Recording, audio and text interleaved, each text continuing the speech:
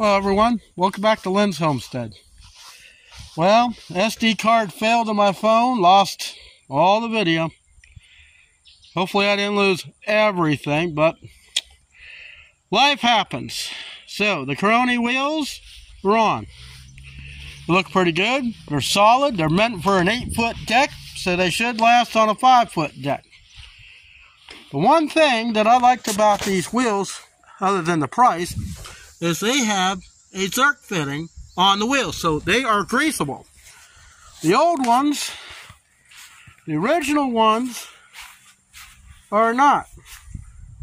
So, I'm going to leave some pictures in the video so you can see the specs and how much they cost with plus tax. With tax is like $145, something like that.